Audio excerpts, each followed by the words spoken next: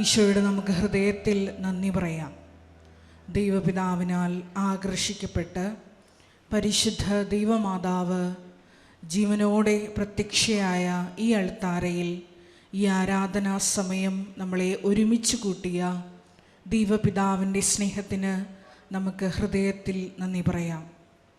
2004 December 7-ാം തീയതി ഉച്ചകഴിഞ്ഞ് 2:30 ഇതുപോലുള്ളൊരു ആരാധനാ മധ്യയാണ് ദൈവമാതാവ് സമയഘടികാരം നെഞ്ചിൽ ചാർത്തി ഈ അൾത്താരയിൽ പ്രത്യക്ഷയായിക്കൊണ്ട് ദുരന്തം ഉണ്ടാകുവാൻ പോകുന്നു, പ്രാർത്ഥിക്കണമെന്ന വലിയ ദൈവിക സന്ദേശം കൈമാറിയത്. ജീവിതത്തിൻ്റെ വിവിധ ദുരന്ത മുഖങ്ങളിലായിരുന്നു കൊണ്ടാണ് നമ്മളും പരിശുദ്ധ ദൈവമാതാവ് ജീവനോടെ പ്രത്യക്ഷപ്പെട്ട ഈ അൾത്താരയിൽ വന്നുകൊണ്ട് പരിശുദ്ധ അമ്മയുടെ മധ്യസ്ഥത വഴി മരിയൻ ഉടമ്പടിയെടുത്ത് പ്രാർത്ഥിച്ചുകൊണ്ട് ദുരന്ത മുഖത്തെ അഭിമുഖീകരിക്കാനായി പ്രാർത്ഥിച്ചുകൊണ്ടിരിക്കുന്നത്. ഈ ധ്യാനം നയിക്കുവാൻ പോകുന്ന കൃപാസനത്തിൻ്റെ സ്ഥാപക ഡയറക്ടറായ ബഹുമാനപ്പെട്ട VP ജോസഫ് അച്ഛനെ ദൈവപിതാവിൻ്റെ കരങ്ങളിൽ സമർപ്പിച്ച് നമുക്ക് ഒരു നിമിഷം പ്രാർത്ഥിക്കാം. ഈശോയെ, ഈ ആരാധനയിലുടനീളം നീ തന്നെ അച്ഛനിലൂടെ ഞങ്ങളോട് സംസാരിക്കണമേ എന്ന് പ്രത്യേകമായിട്ട് പ്രാർത്ഥിക്കുന്നു. മരിയൻ ഉടമ്പടി നിബന്ധനകൾ കൂടുതൽ തീക്ഷ്ണതയോടെ വിശ്വസ്തയോടെ ദൈവസ്നേഹത്തോടെ ചെയ്യുവാൻ ഈ ആരാധനയിലൂടെ ഞങ്ങൾക്ക് ആഴമായ ബോധ്യങ്ങൾ നൽകണമേ എന്ന് പ്രാർത്ഥിക്കുന്നു. ലൂക്കായുടെ സുവിശേഷം 12-ാം അധ്യായം 21-ാം തിരുവചനമനുസരിച്ച് ദൈവ തിരുസന്നിധിയിൽ കൂടുതൽ സമ്പന്നരാകുവാൻ ഈശോയെ ഞങ്ങളുടെ ഓരോ ചിന്തകളെയും വാക്കുകളെയും പ്രവൃത്തികളെയും ക്രമപ്പെടുത്തണമേ എന്ന് പ്രത്യേകമായിട്ട് ഈ ആരാധനയിലൂടെ നമുക്ക് പ്രാർത്ഥിക്കാം. ഈശോയെ, നിത്യത ലക്ഷ്യമാക്കി യാത്ര ചെയ്യുവാൻ ഈ ഭൂമിയിലായിരിക്കുന്ന ഹ്രസ്വമായ ഒരു ജീവിത കാലഘട്ടത്തിൽ നിന്റെ നാമത്തെ മഹത്വപ്പെടുത്തി ജീവിക്കുവാൻ ഈശോയെ ഈ ആരാധനയിലൂടെ ഞങ്ങൾക്ക് അധിക അഭിഷേകം നൽകണമേ എന്ന് പ്രാർത്ഥിക്കാം. 2015 മുതൽ കൃപാസനത്തിൽ വന്ന് ഉടമ്പടി എടുത്തു പോയിട്ടുള്ള മുഴുവൻ മക്കളെയും അവരുടെ കുടുംബങ്ങളെയും വിവിധങ്ങളായ ജീവിത സാഹചര്യങ്ങളെയും അവർ ഇപ്പോൾ കടന്നുപോയിക്കൊണ്ടിരിക്കുന്ന എല്ലാ ജീവിത പ്രതിസന്ധികളെയും പ്രത്യേകമായിട്ട് നമുക്ക് ഈ അൾത്താരയിൽ സമർപ്പിച്ച് പ്രാർത്ഥിക്കാം. അവരായിരിക്കുന്ന ഇടങ്ങളിലെല്ലാം ഈശോയെ നിന്റെ നാമം വഹിക്കുന്ന വ്യക്തികളാക്കി അവരെ മാറ്റണമേ എന്ന് പ്രാർത്ഥിക്കുന്നു.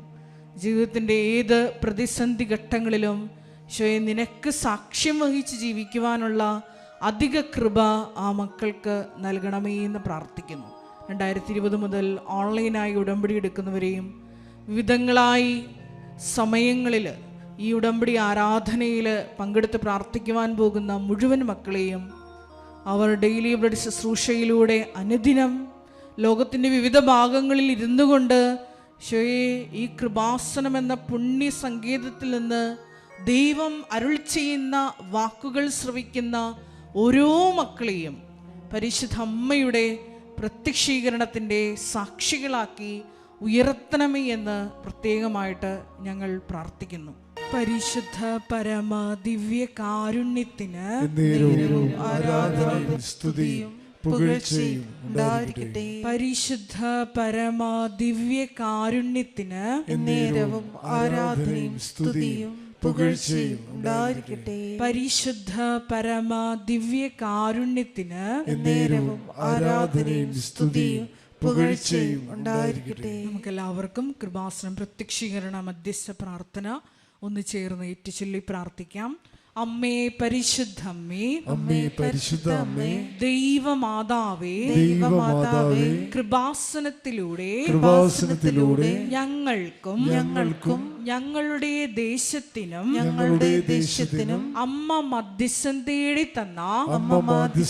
തന്ന എല്ലാ അനുഗ്രഹങ്ങൾക്കും കൃപകൾക്കും ഞങ്ങളിപ്പോൾ ഹൃദയം നിറഞ്ഞ നന്ദി പറയുന്നു. സ്തുതിച്ചു പ്രാർത്ഥിക്കാം. Hallelujah, hallelujah.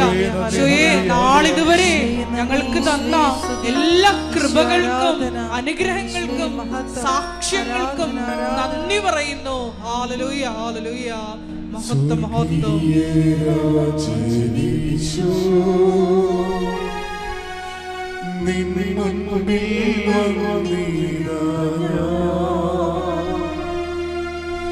കാരുണ്യ സാഗരമേ, കാത്തുകൊള്ളിടണമേ നീ.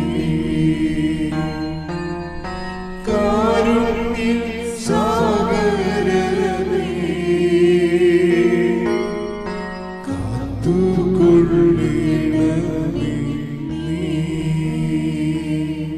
പരിശുദ്ധ പരമ ദിവ്യ കാരുണ്യത്തിന് നേരവും ആരാധനയും സ്തുതിയും പുകഴ്ചയും ഉണ്ടായിരിക്കട്ടെ. പരിശുദ്ധ പരമ ദിവ്യ കാരുണ്യത്തിന് നേരവും ആരാധനയും സ്തുതിയും പുകഴ്ചയും ഉണ്ടായിരിക്കട്ടെ. പരിശുദ്ധ പരമ ദിവ്യ കാരുണ്യത്തിന് നേരവും ആരാധനയും സ്തുതിയും പുകഴ്ചയും ഉണ്ടായിരിക്കട്ടെ. അമ്മേ പരിശുദ്ധമ്മേ, അമ്മേ പരിശുദ്ധ അമ്മേ, ദൈവമാതാവേ, ദൈവമാതാവേ, 2004 ഡിസംബർ 7-ാം തീയതി 2004 ഡിസംബർ 7-ാം തീയതി ഉച്ചകഴിഞ്ഞ് 2:30 ഉച്ചകഴിഞ്ഞ് 2:30 കൃപാസനത്തിൽ സംഭവിച്ച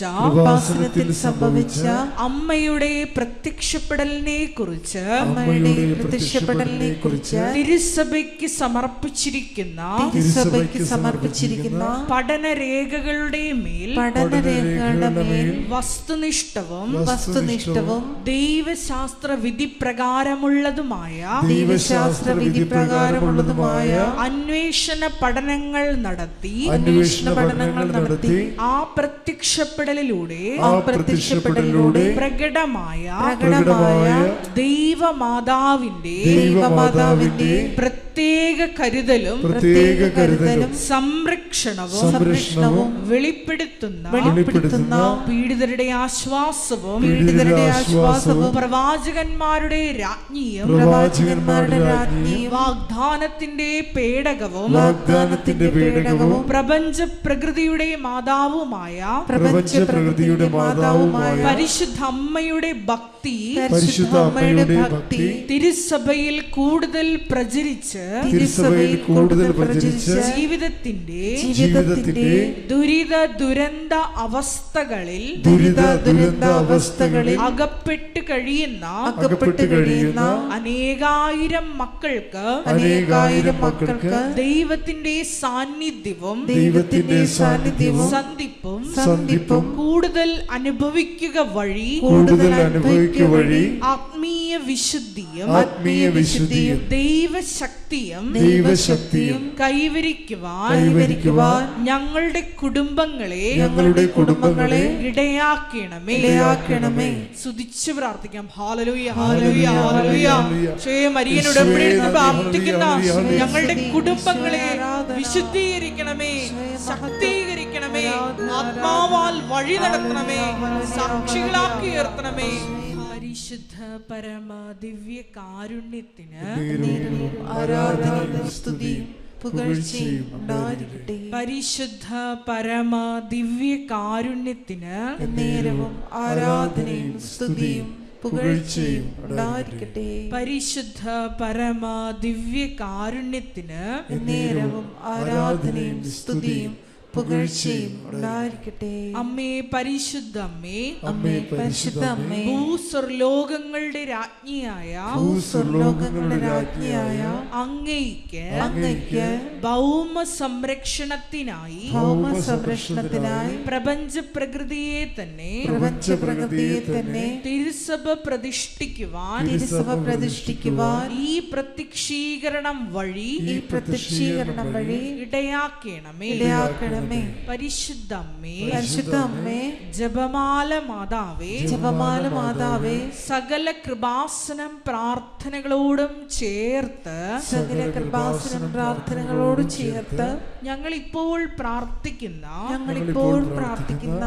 ഈ സമൂഹത്തിന്റെ പ്രത്യേക നിയോഗങ്ങളും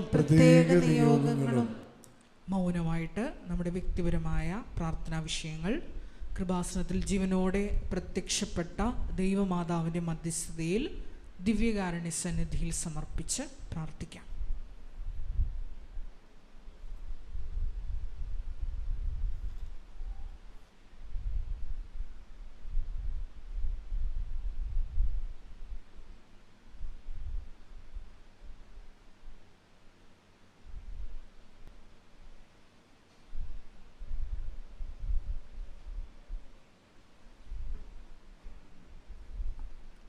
അമ്മയുടെ പ്രത്യക്ഷീകരണത്തിന്റെ ഈ അനുഗ്രഹവേളയിൽ ഞങ്ങൾക്ക് സാധിച്ചു തരുവാൻ കനിയണമേ.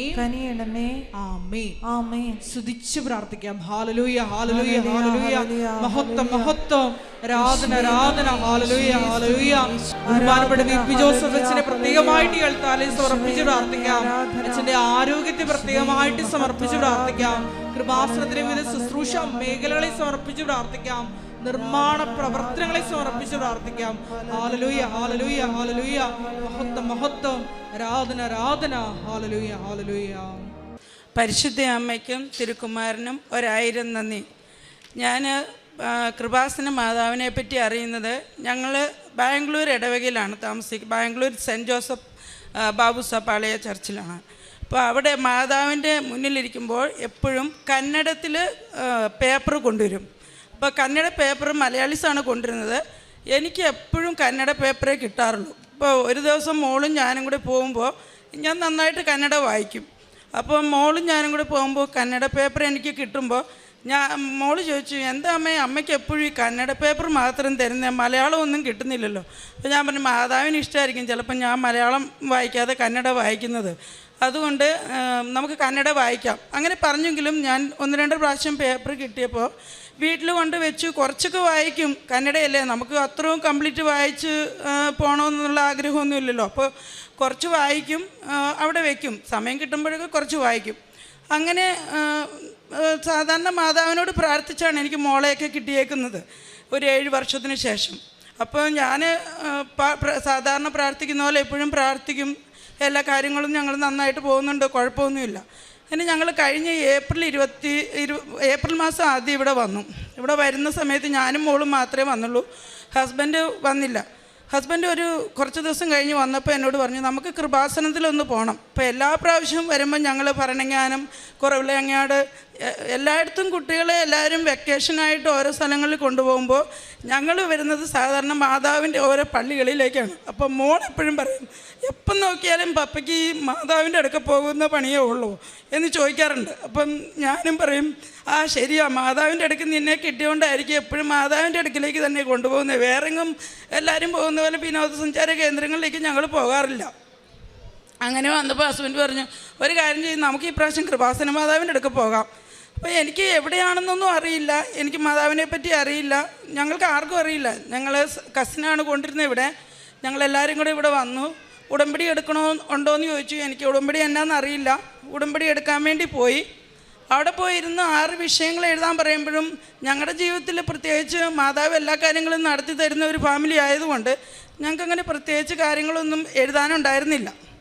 പക്ഷെ ഞങ്ങൾ പോരുന്ന 1 മാസം മുന്നേ, ഒരു മാസമല്ല 1 വർഷമായി എൻ്റെ മോളുടെ കഴുത്തിൽ ഒരു വലിയ മുഴ ഒരു സൈഡിൽ ഇപ്പോൾ കാണുന്നവരൊക്കെ എന്നോട് പറയാറുണ്ട്, ഷൈനി എന്താ വീട്ടിൽ എന്നെ ഷൈനി എന്താ വിളിക്കുന്നത്, അപ്പോൾ ഷൈനി എന്താ ഈ മുഴ ഇങ്ങനെ വെച്ചുകൊണ്ട് നടക്കുന്നത്, നീ ഒരു നേഴ്സല്ലേ, നിനക്കതൊന്ന് നോക്കാൻ മേലേ ഇത് എന്ന് പറഞ്ഞു. അപ്പോൾ എനിക്ക് ഇടയ്ക്ക് പേടിയുണ്ട്. കാരണം എൻ്റെ പേരൻസ് 2 പേരും വർഷങ്ങളോളം ക്യാൻസർ വന്ന് മരിച്ചവരാണ്. ഫാദർ ലാസ്റ്റ് ഇയറാണ് മരിച്ചവർ, 20-22 വർഷത്തിന് ശേഷം ക്യാൻസർ വന്നിട്ട്. അപ്പോൾ എനിക്കിവിടെ വന്നു കഴിഞ്ഞപ്പോൾ പെട്ടെന്ന് എൻ്റെ മോളുടെ ഈ കഴുത്തിലെ മുഴ കണ്ടപ്പോൾ ഞാൻ വിചാരിച്ചു എന്നാൽ ആദ്യം അങ്ങനത്തെ കാര്യം എഴുതാം. പക്ഷേ എനിക്കൊരു പേടി. ഞാൻ ഒരിക്കലും ഒരു കാര്യം എൻ്റെ ആവശ്യങ്ങൾക്ക് എൻ്റെ കുടുംബത്തിൻ്റെ ആവശ്യങ്ങൾക്ക് വെച്ച് പ്രാർത്ഥിക്കാറില്ല. മറ്റുള്ള കാര്യങ്ങളാണ് ആദ്യം ചെയ്യാറുള്ളത്. അതിന് ഞാൻ എപ്പോഴും വീട്ടിൽ നിന്ന് പഴി കേൾക്കാറുണ്ട്. എന്നാലും ഞാൻ കുറച്ച് കാര്യങ്ങൾ, എൻ്റെ സഹോദരിക്കൊരു വിസ ക്യാൻസലായിപ്പോയി, ജോലിയുണ്ട്. സഹോദരൻ്റെ കടയ്ക്കൊരു ചെറിയ പ്രശ്നം, അവന് കാലി ചെയ്ത് കൊടുക്കാൻ പറയുന്നു. അങ്ങനെ കുറേ കാര്യങ്ങൾ. അപ്പം ഞാൻ ഇതെല്ലാ കാര്യങ്ങളും വെച്ച് കഴിഞ്ഞപ്പോൾ എൻ്റെ മോള് വായിച്ചുകൊണ്ടിരിക്കുക. അപ്പോൾ അമ്മ എല്ലാവരുടെയും കാര്യം വെച്ചു, എൻ്റെ മാത്രം കാര്യം അമ്മ വെച്ചിട്ടില്ല മാതാവിൻ്റെ അടുക്കലെന്ന് പറഞ്ഞു. ഞങ്ങൾ 3 പേരും ഉണ്ട്. അപ്പോൾ ഞാൻ പറഞ്ഞു ലാസ്റ്റ് വെക്കാം. അങ്ങനെ ഞാൻ 5-ാമത്തെ കാര്യം മോളുടെ കാര്യം എഴുതി. മോളുടെ ഈ തൊണ്ടയിലെ മുഴയൊന്ന് മാറ്റിത്തരണേ അമ്മേ. അപ്പോൾ ഈ ക്യാൻസർ എന്നുള്ളത് നമുക്ക് എപ്പോഴും പേടിയാണല്ലോ. അയ്യോ ക്യാൻസർ, എൻ്റെ പേരൻസിന് ക്യാൻസർ ഉണ്ട്, ഇപ്പോൾ എൻ്റെ മോളാണ്. അപ്പോൾ അതെനിക്കൊരു പ്രാർത്ഥിച്ച് കിട്ടിയ കുട്ടിയും കൂടി ആകുമ്പോൾ കുറച്ചും കൂടി നമ്മൾ പേടി കൂടുതലാണ്. അപ്പോൾ ഞാൻ അത് വെച്ചു. പിന്നെ മോള് 10ാം ക്ലാസ്സിൽ ICSE എക്സാം എഴുതുന്ന വർഷമായിരുന്നു. അപ്പോൾ ഏറ്റവും അവസാനം ഞാൻ മോളുടെ 10ാം ക്ലാസ്സിൽ എനിക്ക് 5 വിഷയം മാതാവ് എനിക്ക് നേരത്തെ നടത്തി തരണം. പക്ഷേ എനിക്ക് 6ാമത്തെ വിഷയം മാത്രം മാതാവ് എനിക്ക്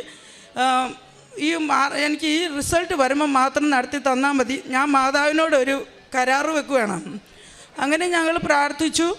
6 ഞാനൊരു 8 വിഷയം എഴുതിയിട്ടുണ്ടെന്ന് എനിക്ക് തോന്നുന്നു. കാരണം അവിടെ എഴുതാനിരുന്ന് കഴിഞ്ഞപ്പോൾ എനിക്ക് ഒത്തിരി വിഷയങ്ങളാണ്. എനിക്ക് എൻ്റെ കുടുംബത്തിനല്ല, എനിക്ക് ചുറ്റിലുള്ളവരുടെ വിഷയങ്ങൾ. അതൊക്കെ എഴുതി ഞങ്ങൾ ഇവിടുന്ന് പോയി. ഇവിടുന്ന് ഞങ്ങൾ ഏപ്രിൽ 25-നാണ് ഞാൻ ഉടമ്പടി എടുത്ത് ഇവിടുന്ന് പോകുന്നത്.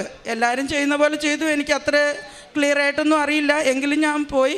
പക്ഷെ ഞങ്ങൾ അന്ന് തൊട്ട് ഉടമ്പടി പ്രാർത്ഥന ചെല്ലുമായിരുന്നു. എന്നും 5:30 ഞങ്ങൾ 3 പേരും കൂടി എഴുന്നേറ്റ് പ്രാർത്ഥിക്കും. പേപ്പർ എല്ലാവർക്കും കൊടുക്കും. അതുപോലെ ഞങ്ങൾ സാക്ഷ്യങ്ങൾ കേൾക്കും. അതുപോലെ ഞങ്ങളുടെ ഈ ജോസഫച്ചൻ്റെ പ്രസംഗങ്ങൾ എല്ലാ ദിവസവും ഞാൻ സ്റ്റാറ്റസിലിടും.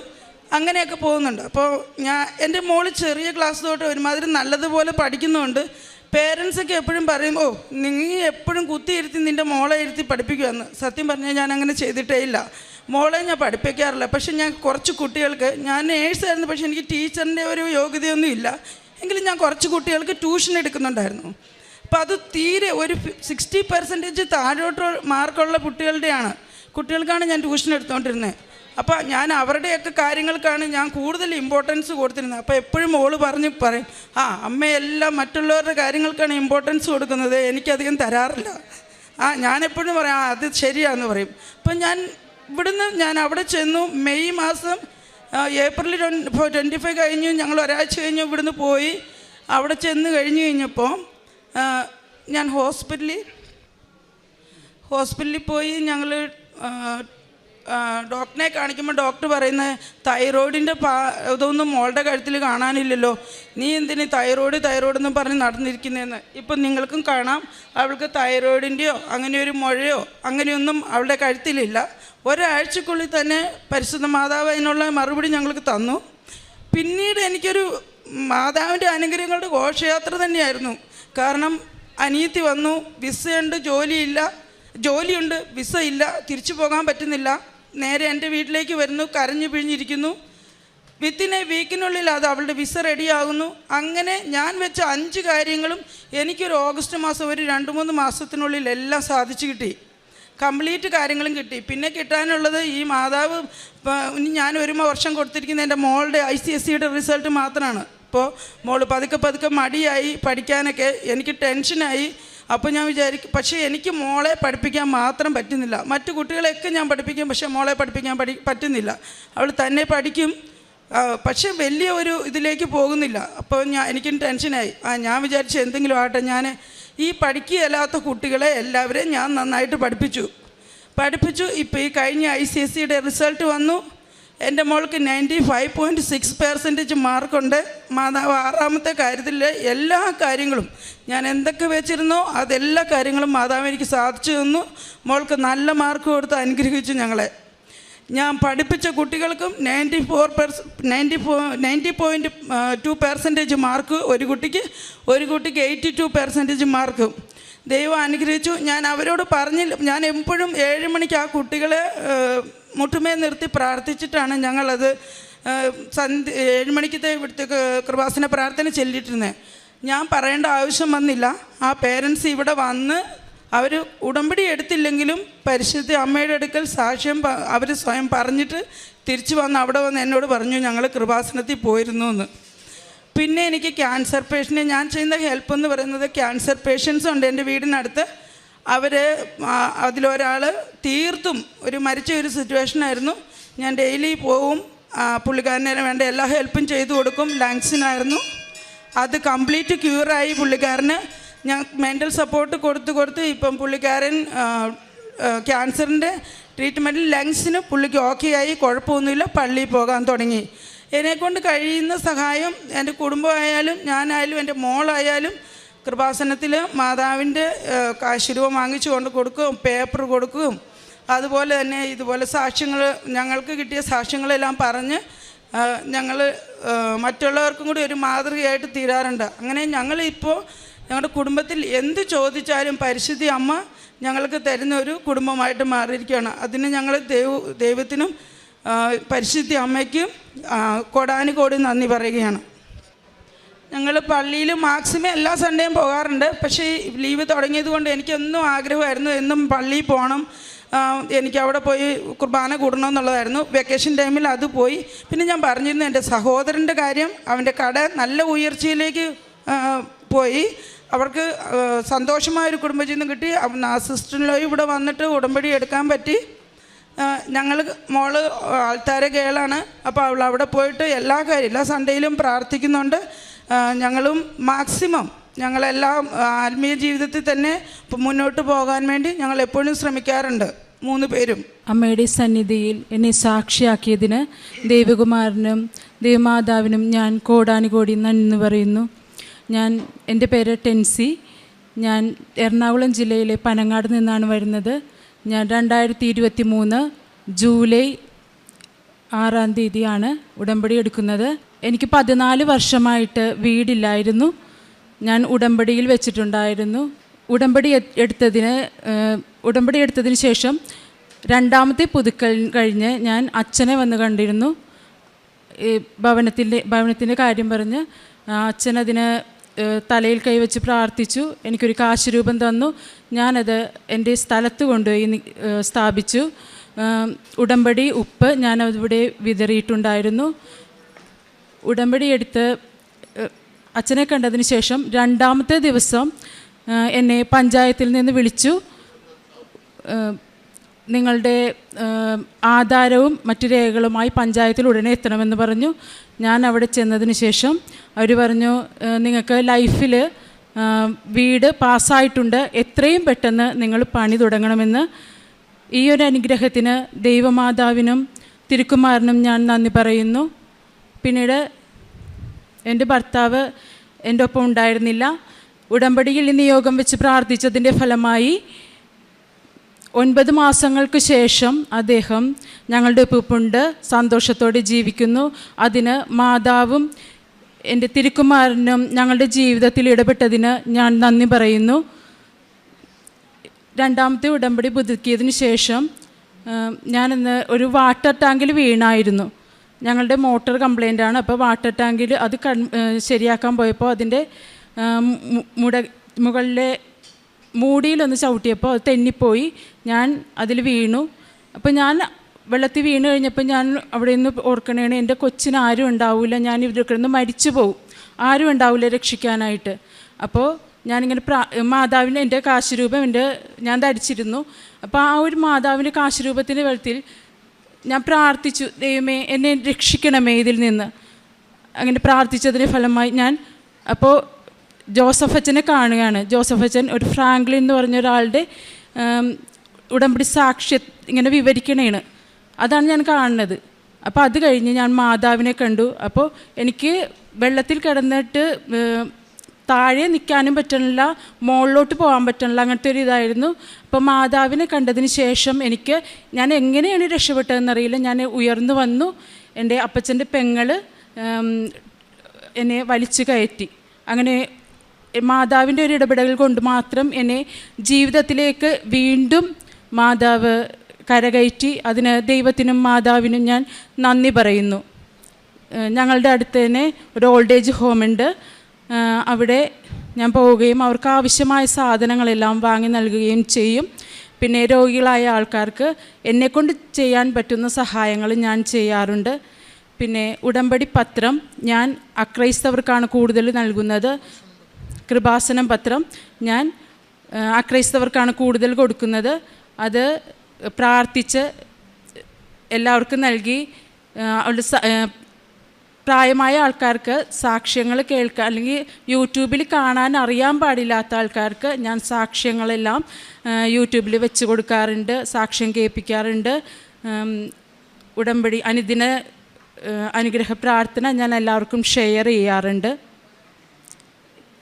എനിക്ക് എല്ലാ അനുഗ്രഹങ്ങളും നൽകി അനുഗ്രഹിച്ച ദൈവമാതാവിനും തിരുക്കുമാരനും കോടാനുകോടി നന്ദി പറയുന്നു. ഞാൻ ഉടമ്പടി എടുക്കുന്നതിന് മുൻപ് എനിക്ക് പ്രാർത്ഥനയിലൊന്നും അങ്ങനെ കുടുംബ പ്രാർത്ഥനയൊന്നും ഞാൻ സ്ഥിരമായി ചൊല്ലാറില്ലായിരുന്നു. ഉടമ്പടി എടുത്തതിന് ശേഷം ഞാൻ ഇപ്പോൾ മുടങ്ങാതെ കുടുംബ പ്രാർത്ഥന ചൊല്ലാറുണ്ട്, ബൈബിള് വായിക്കാറുണ്ട്, കുമ്പസാരം കൃത്യമായി ഞാൻ കുമ്പസാരിക്കാറുണ്ട്. അതിനെല്ലാം ഞാൻ ദൈവമാതാവിന് നന്ദി പറയുന്നു.